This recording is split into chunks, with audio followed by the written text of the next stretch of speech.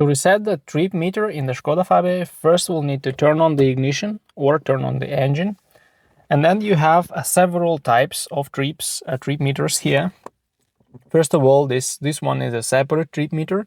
And if you want to reset this one, here is the button for this. So you just press this button shortly and the trip meter is reset. But you will also have other trip meters, banks of memory.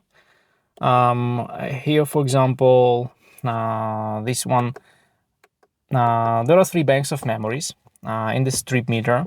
The first will reset automatically once you turn off the engine and the car sits for about 2 hours. For 2 hours, not about, but exactly 2 hours.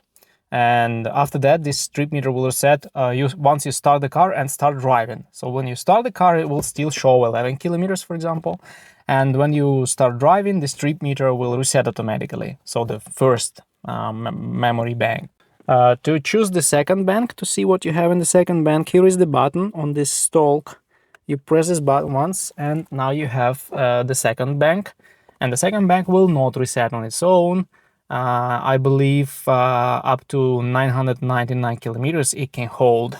And the same way you have the bank 3. So you press once again, you have the bank 3.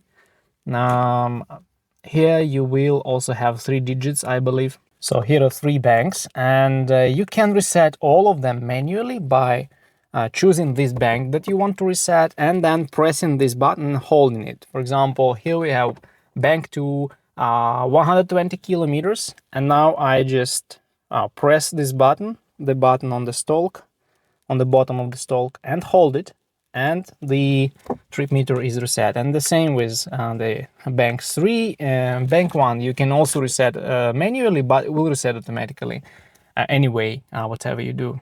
And when you do this with the bank 2, for example, and then you go to some other menu tabs here with using this button, and then you have, for example, the average fuel consumption. Bank 1 will be 6 liters, and then when you press this button on the bottom of the stalk, you will go to bank 2, and here you have nothing because you've just reset the bank 2, and it covers the fuel consumption, average time, overall time, average speed, and all this criteria that it has in this car. So I will not have anything. And in bank 3 it still has the 7.4 liters to 100 kilometers because I didn't reset the bank 3.